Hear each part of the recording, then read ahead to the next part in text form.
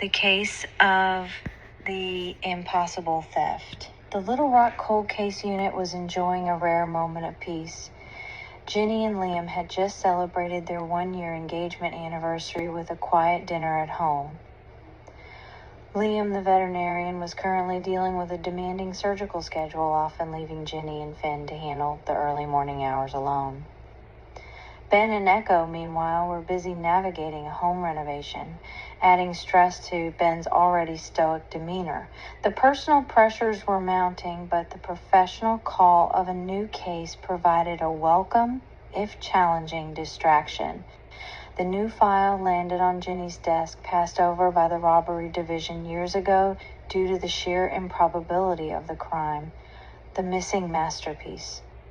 The case involved the disappearance of a priceless Renaissance-era painting, the Seraphim's Lament, from the Little Rock Art Museum in 2005.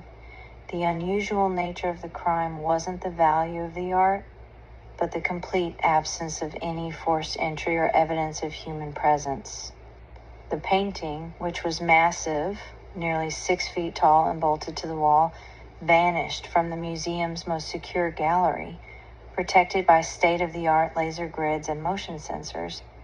A scene the police found no broken windows, no tampered locks, no alarms triggered, and the surveillance footage from the night of the theft showed nothing but empty corridors. When the conclusion, the original investigators, baffled by the impossibility of the theft, suggested it must have been an inside job executed perfectly, but they could never zero in on a suspect. The case went cold, nicknamed the Ghost Heist, an unusual suspect. Ginny and Ben began by reviewing the gallery's layout and the list of staff. They interviewed the former director, security guards, and maintenance crew, all of whom had airtight alibis or had been thoroughly vetted and cleared 15 years prior. Ginny focused on the unusual silence of the crime scene. Ben, the lack of any alarm trigger is impossible for a painting that size. Anyone moving it would have tripped the laser grid. Ben, ever logical, looked at the schematics. The motion sensors only detect mass moving above the height of the laser grid. For a 6-foot canvas, the only way to beat that system is to move it sideways, like a horizontal slice, or to move it vertically from above or below, never crossing the grid. Ginny suddenly paused, remembering a bizarre detail in the initial file, a highly specialized complaint filed by the museum's chief conservator, Dr. Evelyn Reed, just weeks before the theft. "Look at this, Ben," Ginny said, pointing to the conservator's notes. Dr. Reed complained repeatedly about the bats in the museum's massive, inaccessible air ventilation system. She believed the dust and guano were damaging the historical documents. Ben raised an eyebrow. "Bats?" "Yes," Ginny said, a slow, chilling realization dawning on her. What if the suspect wasn't someone who walked in through the door? What if the suspect was someone or something that could navigate a 6-foot vertical air shaft and move the painting without triggering the floor sensors? Ginny looked at the schematics again.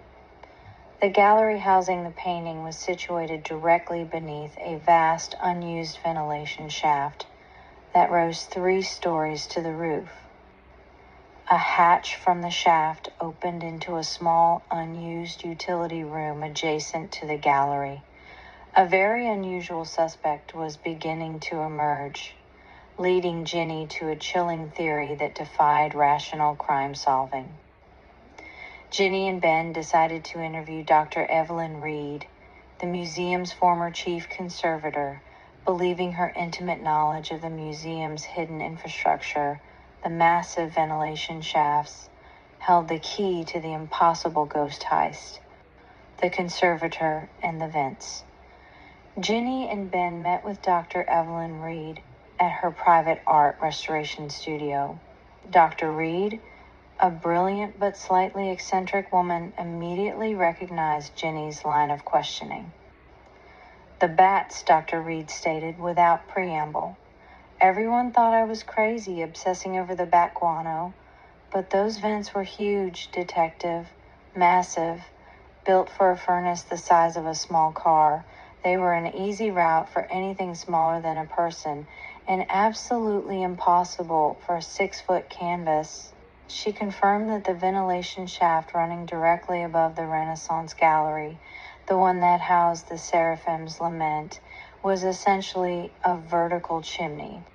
It had been sealed off decades ago, but contained a small utility hatch adjacent to the gallery. Dr. Reed then revealed a crucial detail that had been overlooked. She hadn't just complained about the bats, she had complained about the inaccessibility of the utility hatch. Just 3 months before the theft, she had contracted an outside specialist to install a series of custom-made, heavy-duty metal brackets inside the shaft, arguing they were necessary to secure scaffolding for a deep cleaning, which was never actually performed. I argued that the existing wooden supports were too old and might fail, Dr. Reed explained. The new steel brackets were bolted right into the masonry of the shaft, spanning its width. Ginny and Ben exchanged a glance. The brackets weren't for scaffolding, they were for support. They were installed not for cleaning, but to create a path.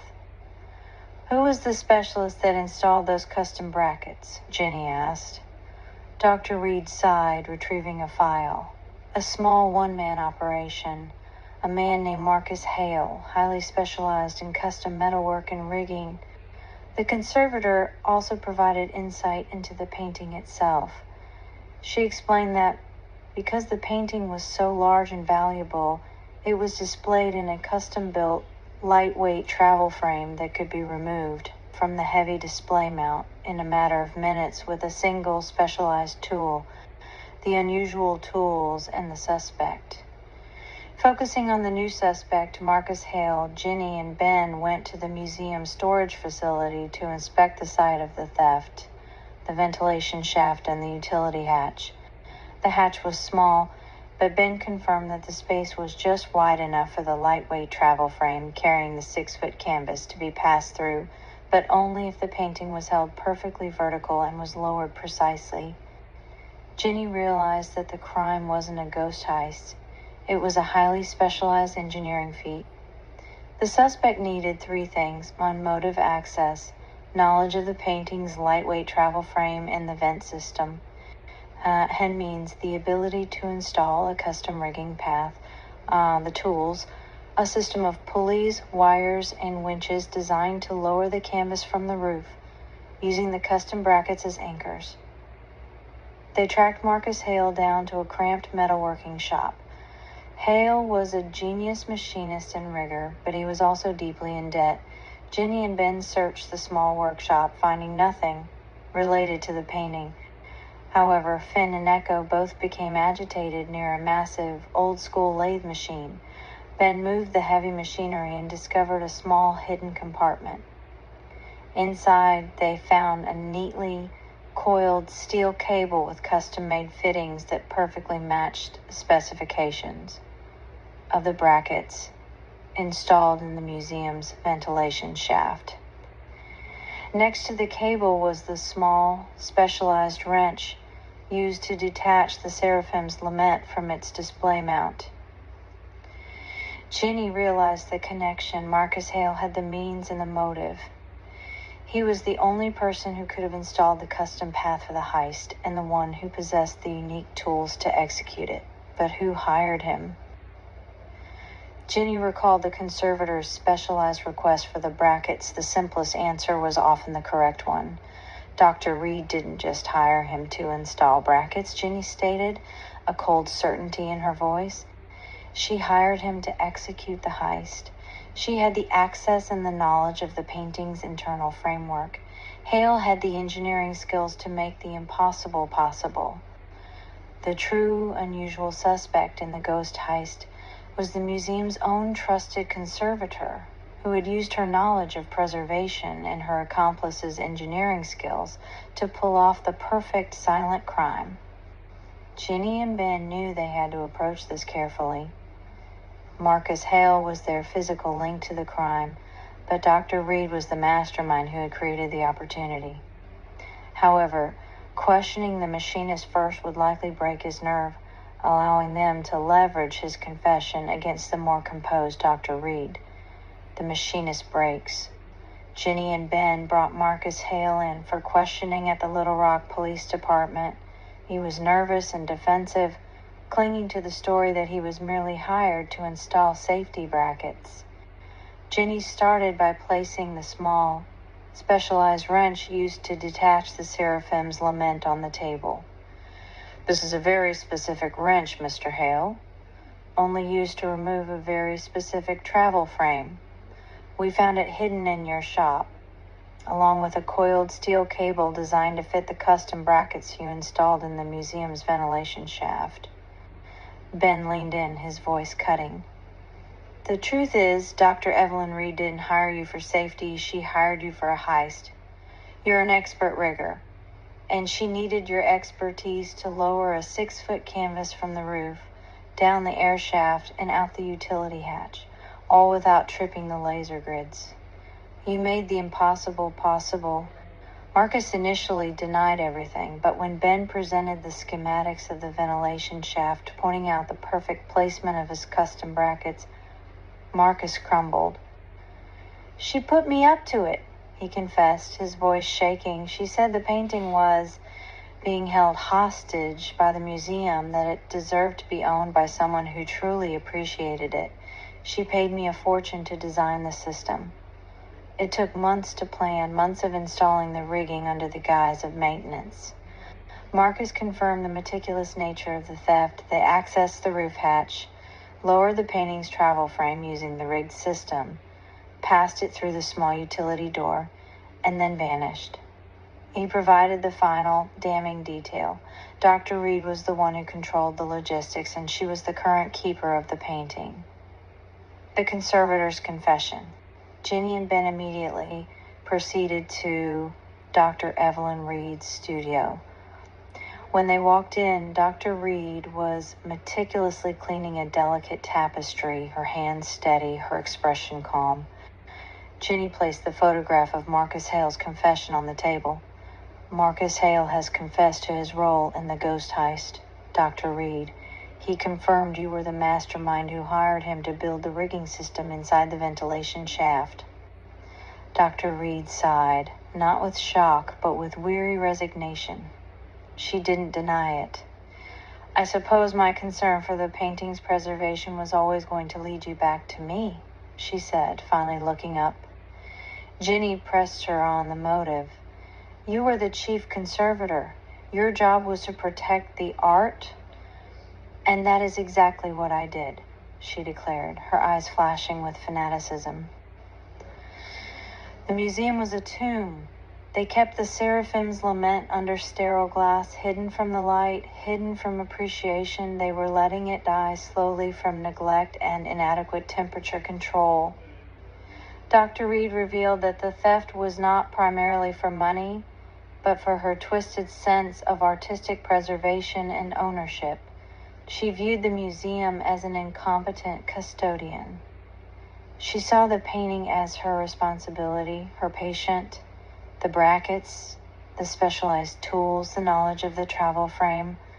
"All yours," Ben summarized. "You used your expertise to steal the very thing you were paid to protect." She nodded. "I commissioned a new custom-built vault in an undisclosed location. It is perfect. Climate-controlled, light-controlled. The Seraphim's Lament is safe there, truly preserved. The case of the impossible theft was solved, revealed not as a random crime, but as a masterpiece of engineering driven by the unusual suspect, a conservator who loved art so much she stole it." Dr. Reed provided the location of the painting, finally allowing the Seraphim's Lament to be recovered and returned to the museum, while the unusual duo, the fanatic conservator and the brilliant machinist, were taken into custody. Ginny returned home, exhausted but satisfied.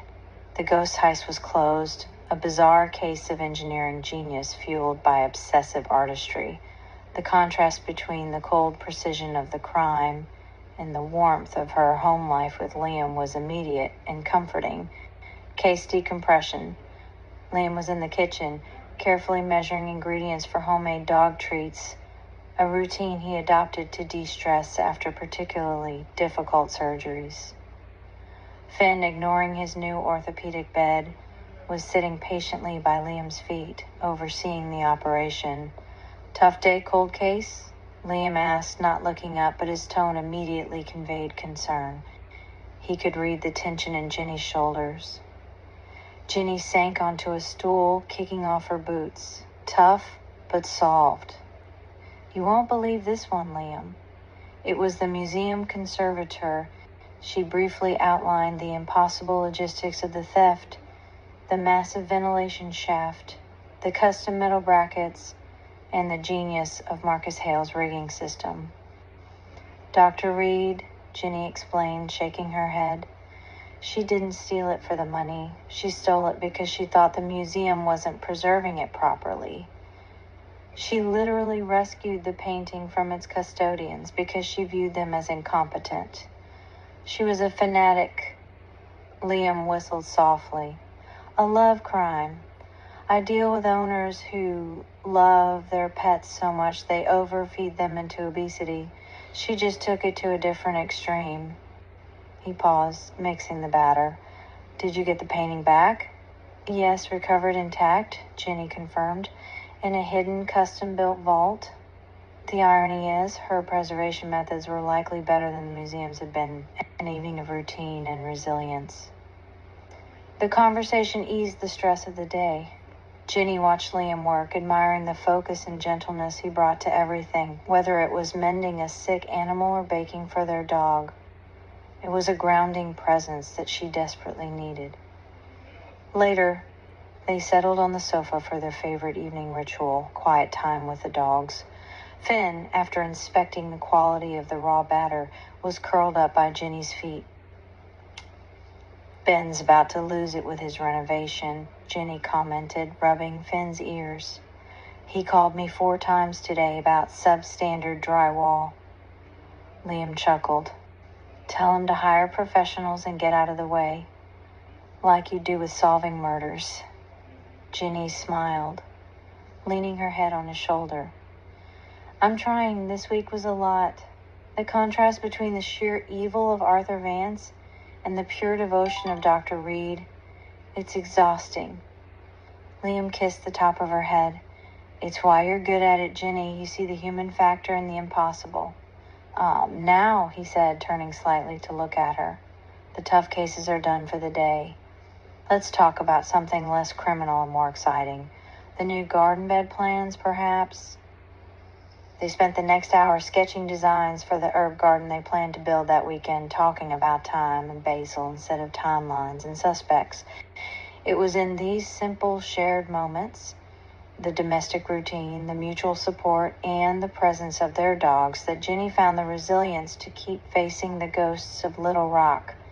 The partnership between the meticulous conservator, Dr. Evelyn Reed, and the brilliant machinist, Marcus Hale, was forged not by a shared love of art, but by the cold, hard pressures of debt and delusion. Flashback, the machinist's desperation.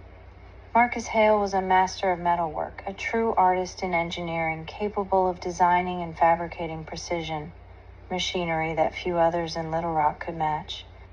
But brilliance didn't translate into solvency. By 2005, Marcus was deep in debt. He had taken out massive loans to buy specialized custom-built machinery, like the large lathe Jenny and Ben found, believing he could secure major industrial contracts.